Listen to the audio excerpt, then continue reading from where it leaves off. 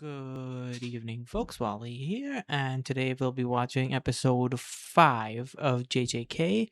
Last time we left off, Sukuna had just taken over Yuji. Yuji has apparently gone silent and is not picking up, like, nothing's picking up, and so we're pretty much like at the mercy of Sukuna at this point. Nobara and what's its name, Fushiguro, are definitely trying to get out of there. The demon's dead, the cursed womb is dead, but Sukuna is still alive. And so we need to see what's happening because it did say at the end of episode 3 that one of the students is going to die. So is anybody going to die? I have no my personal belief right now is that Gojo is going to come and save the day at the end, but this is going to be Fushiguro's test of friendship against Yuji, and he's going to try and save Yuji inside Sukuna have rather than kill Sukuna. Although I don't think he even has the power to do that. I don't think he can fight or beat Sukuna. I think he can hardly hold him back. Like both Nobara and Yuji and Fushiguro are miles away from doing anything to Sukuna, and Sukuna has more fingers now as well. So it's going to be a bloodbath, and I am very curious to see how the story deals with it and how this is going to be treated as a plot point. Are they going to introduce a new character that's going to save the day? Are they going to show us that Fushiguro is not as weak as he seems to be? Does he have something like the Rock Lee's eighth gate or something that is a do or die but really strong power? Like, how are we going to deal with this situation? Because currently I don't know. I don't think either Fushiguro or Nobara die. I don't think either of them die. So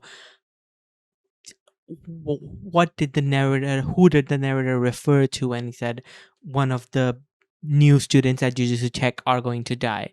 I need this answer. So without further ado, let's just jump right into it. As usual, just gonna plug here. I have full-length versions of these episodes available. I have not published them anywhere yet. I am waiting to see input and interest that people have for these episodes.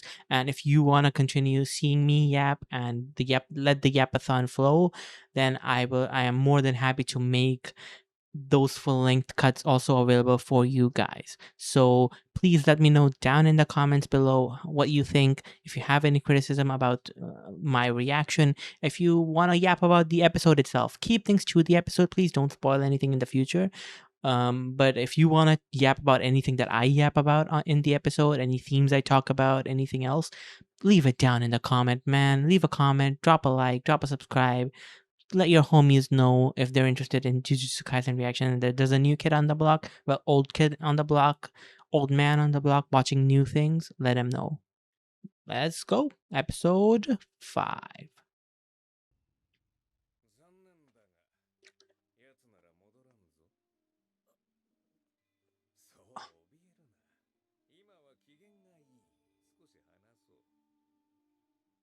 The voice acting change between Yuji and Sukuna is crazy.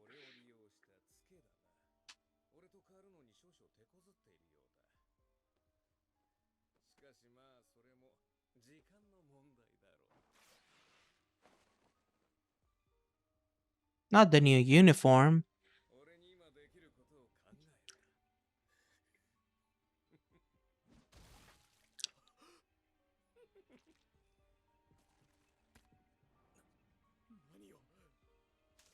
That's what they meant. One of them dies. He's killing himself.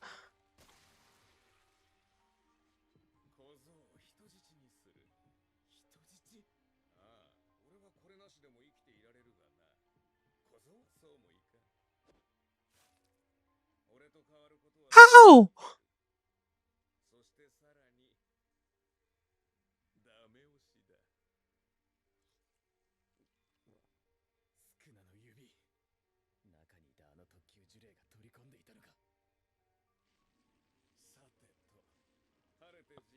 What the f...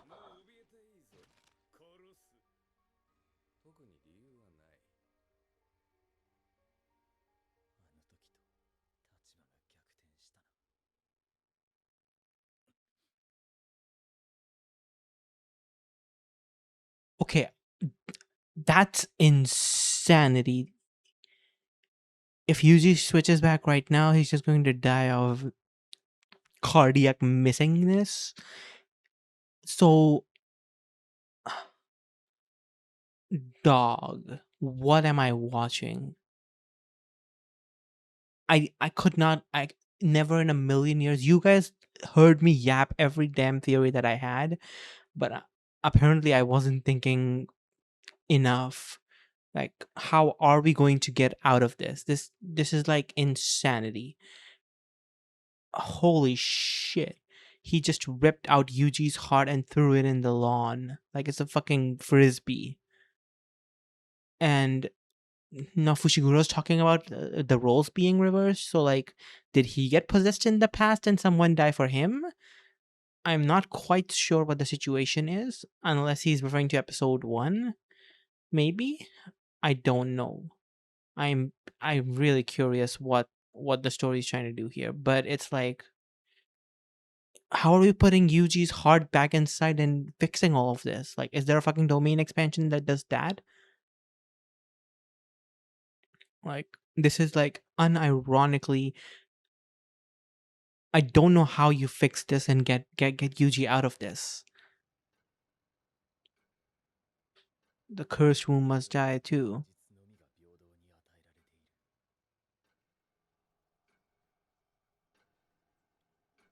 Who are you? Okay.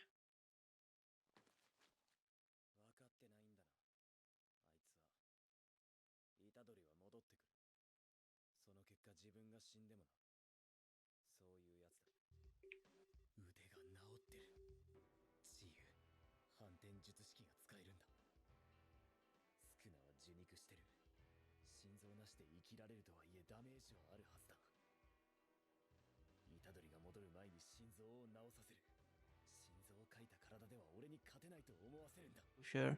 Oh,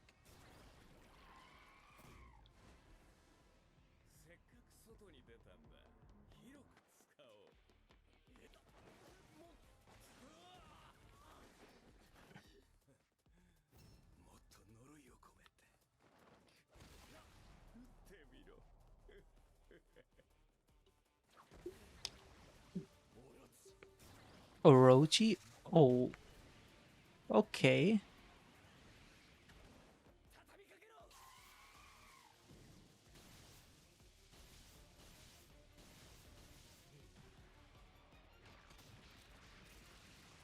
You're outmatched.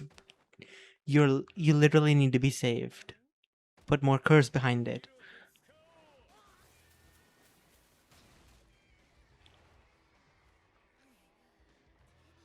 You just threw him a mile into the sky, bro. Oh, oh, oh.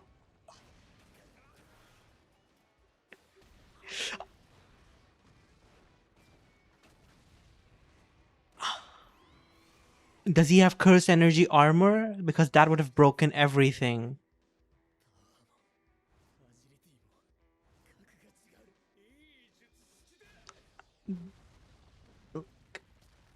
I need to know if these guys have some kind of protection because normal humans cannot survive that. That's insanity. Is it just everyone's just built different in this world? Is Fushiguro gonna stand on business? Is he gonna stand on business?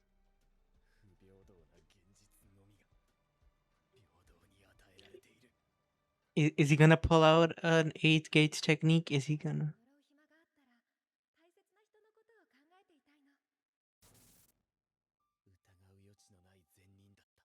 backstory?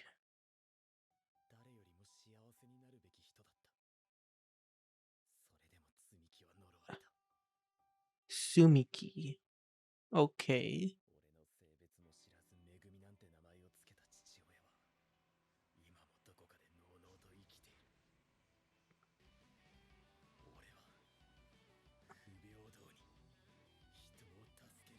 Oh, he's going sicko mode. He just got serious. Oh, it's time. Is it time? Burning through his life. Yep, a Rock Lee type move.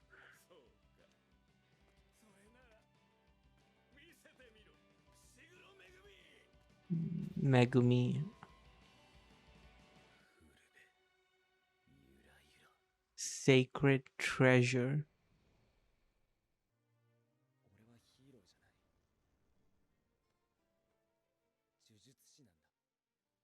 What's the difference?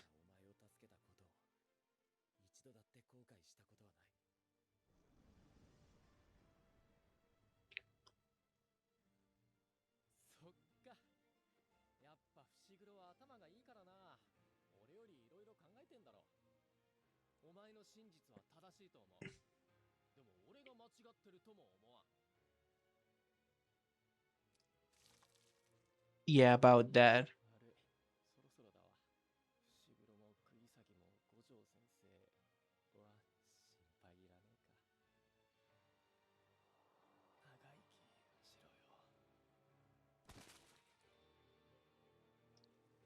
Is he just dead? What happened? Dude. Dude. Dude. What about the eight-handed sacred treasure? Dude. Dude. I'm so confused. What just happened?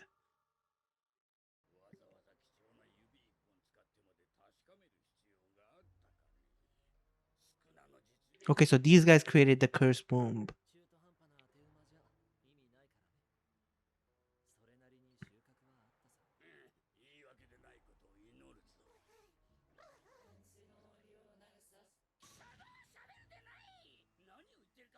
The king of curses. They were testing something.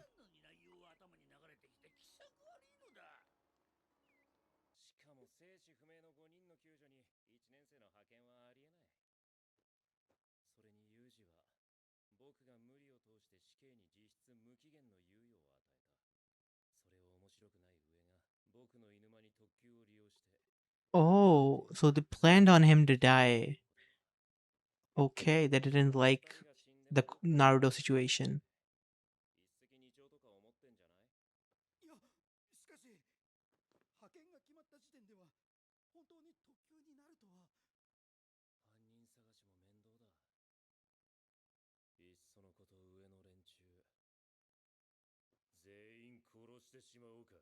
Can you do that, Gojo? That's a nice bit of levity. But what happened to Yuji? He's just dead. Yeah, he's literally just dead.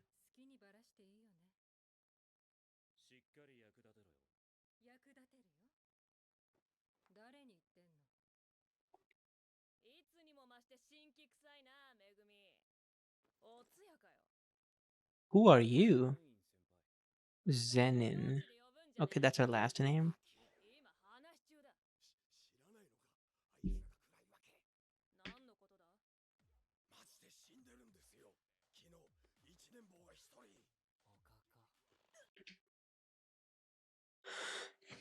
The panda is here. Okay, I was so stun locked by that and having to pause that I completely missed the last few minutes. I'm gonna go back. Okay, so this is the elusive Maki Zenin. I've heard a lot about her recently in social media. Apparently, one of the episodes she goes crazy, so I know she makes it to season 3.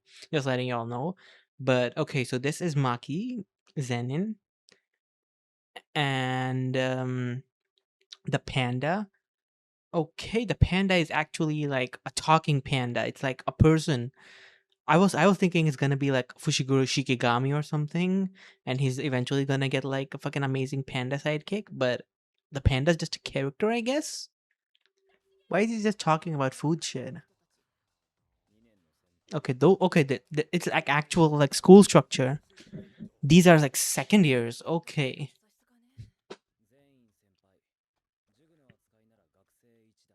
Okay, so she is like goaded.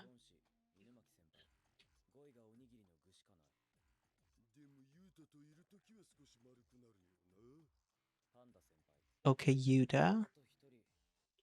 That's just panda. Okotu. Ok-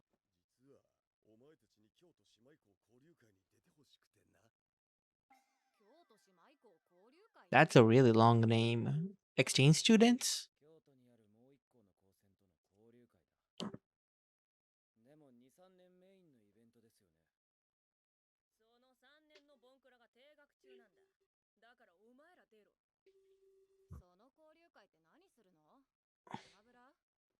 Smash Bros. なら3人でやるわ。交流会は高専の東京校、京都校、それぞれの学長が提案した勝負方法を1日ずつ2日間かけて行う。つってもそれは建前で、初日が団体戦、2日目が個人戦って毎年。 Tournament arc? Literally tournament arc this early? It's a tournament arc.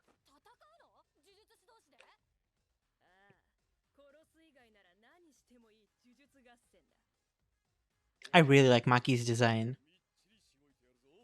我々はどうすれば呪術師に勝てる？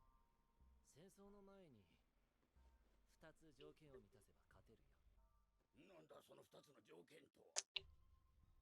1つ目は呪術師最強と言われる男五条悟を戦闘不能にすること。2つ目、両面宿儺虎杖裕二を仲間に引き込むこと。ちょっと待って、死んだのであろう？その虎杖裕二というガキは。さあ、どうかな。 Okay, he's not dead. What's happening then? They're doing an autopsy on him. 許可なく見上げるな。不愉快だ。小僧。Okay. Okay.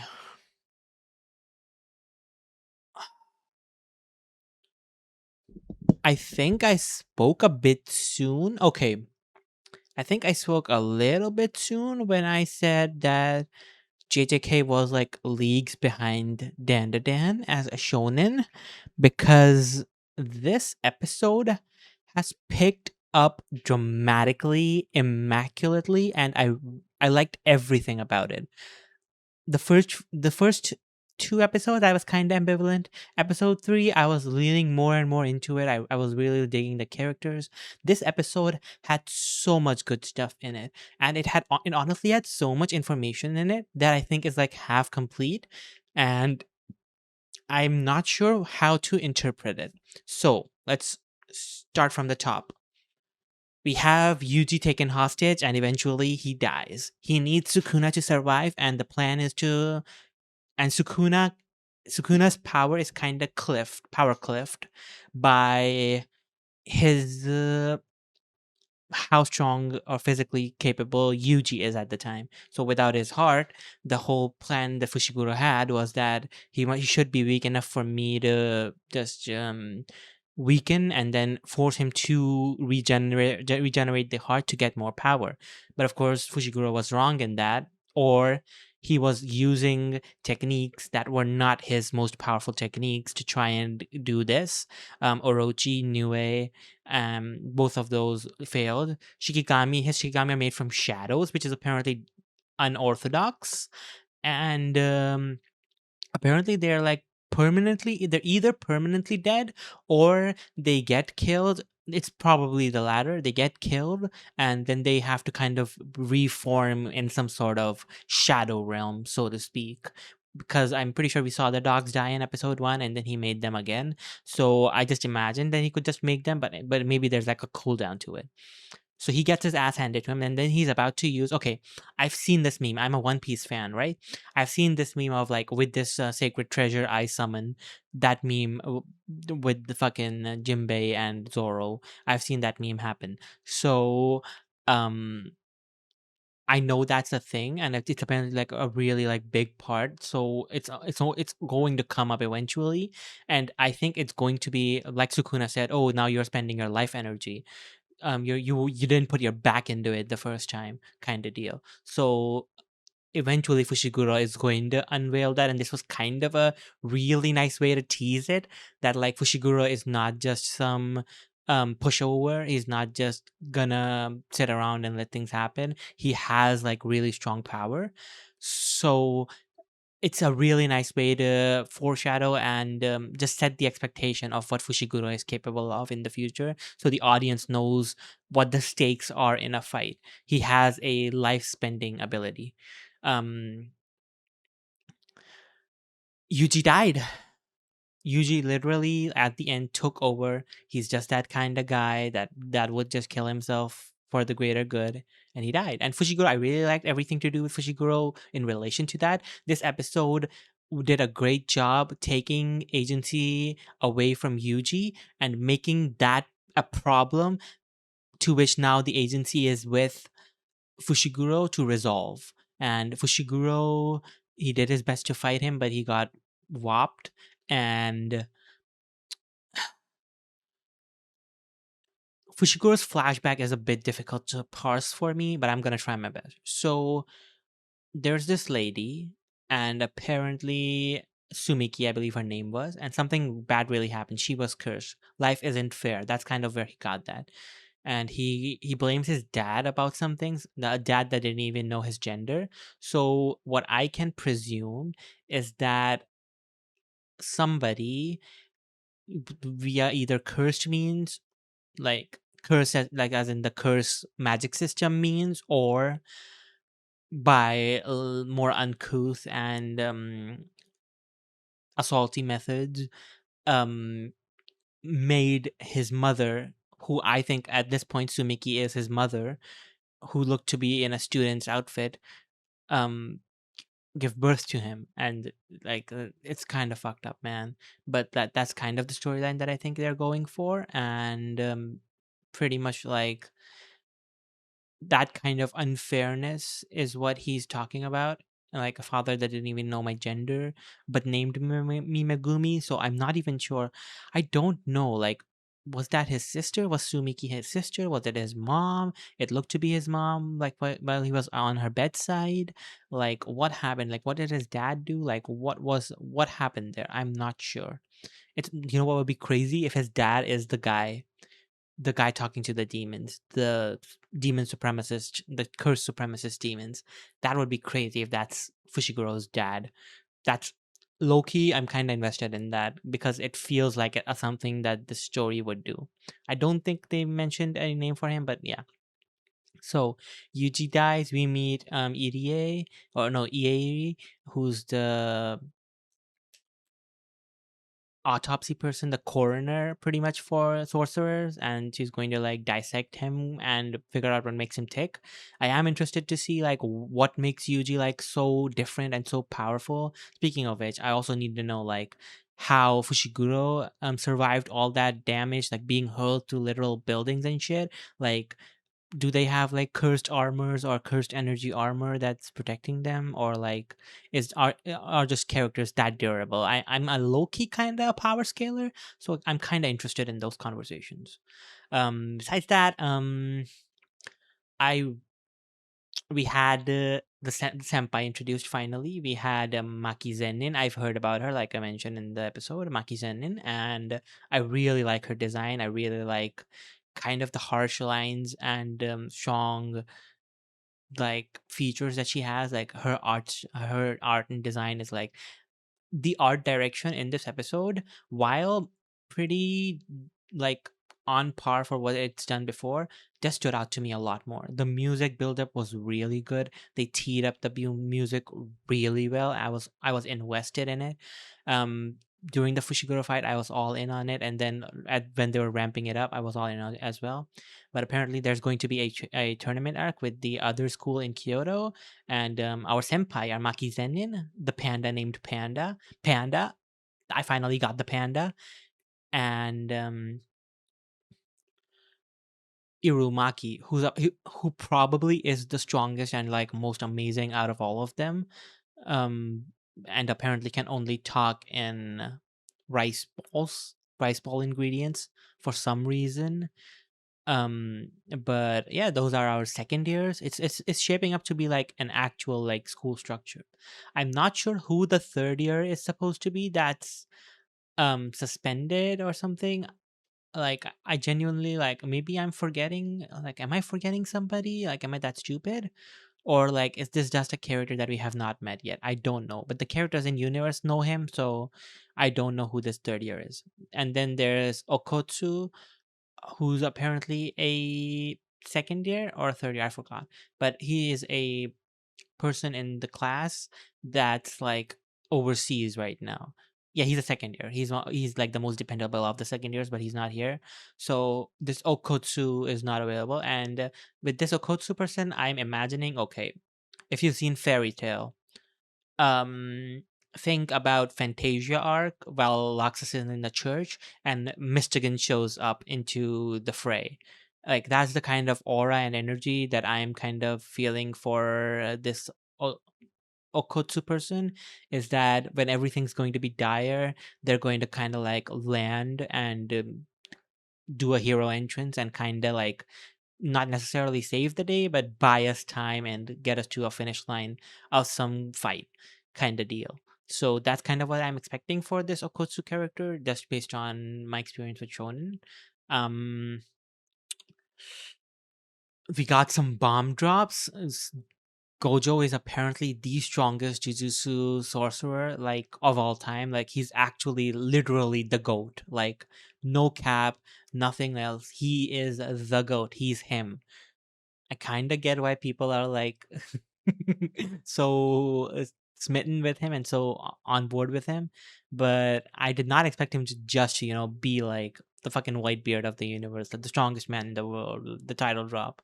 Like he's apparently the power ceiling for Jujutsu sorcerers, and this mystery person that's with the cursed supremacists are, and they wanna pretty much reverse the situation and do kind of like a genocide of all humanity, and they think they're like the superior beings because they're made from more truthful feelings like hate, which I don't necessarily agree with. I think thematically that's like a very big jump that they're making, but overall that's their plan. And this mystery person said that they need Sukuna and Gojo on their side, or like Gojo taken care of and Yuji on their side.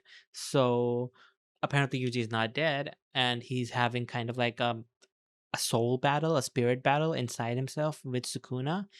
So maybe they're gonna make a pact. Maybe they're going to make a pact, and it's going to be like something really skewed towards Sukuna, and Yuji's going to just be like, "Okay, do it now, and then deal with it later," kind of deal. That's what I am expecting this to go. As for theories, the obvious tournament arc is coming, and they showed the other school's principal, which looked remarkably like fucking Yamamoto or whatever from Bleach, the head of the Soul Society. So I'm interested to see who that is. But a tournament arc is coming, a training arc is coming for our duo that's left. Yuji is gonna come back, and we have this kind of war brewing in the background really slowly. Like I'm going to guess we're just going to see the curse and this mystery human person walk around. He's kind of like dressed like a shaman or something, and they're just gonna walk around town and plot, and eventually he's just going to like walk into Jujutsu Tech or something and blow it up or something like that, and that's kind of a signal for like a war to begin or something. Like I'm expecting this guy, this all smiles guy that's with the curses, to just be like the absolute worst person on the planet, like absolutely cursed guy. So I'm really interested to see where that goes. That's kind of my theories on a theme level, on a thematic level. This episode was dealing with themes of fairness and balance and law and kind of like justice. Those were like the major themes of this episode. Megumi was mentioning like it's unfair what happened to Yuji. It was unfair what happened to who I presume is his mom, Sumiki. The court system didn't do anything. And he's also kind of making this distinction that like he's not a hero. He's just following his heart. It gave us a lot of really good characterization for Fushiguro. He sees the good in people, and based on that moral judgment is what he thought, like that's his core tenet of why he saved Yuji and went to bat for Yuji, is that he thinks Yuji is a good person and deserves that good karma. So he's a very like karma centric yin and yang kind of person. The more you put in, the more you get back kind of deal. So this episode was a lot about that as well, but also it was mainly like narrative building, introducing us to elements and just setting up the pieces on the chessboard. So it wasn't too thematically heavy, but I am interested to see where Fushiguro goes and all everything that was revealed about him, where all of that pans out. Mm, I think that's all for this episode. It was a really densely packed episode. The music was really good. I really enjoyed the action scenes, and I tried to not pause as much as did in the last four episodes, to make it a more seamless experience. So I hope you guys like that. If you guys want me to stop and yap more, I will. But if you prefer that I stick my yapping to the end and you can have unfiltered podcasty yapathon, that's all good too. So that's all from my side. That was a lot, but a really fantastic episode. I'm looking forward to the next one. Bye bye.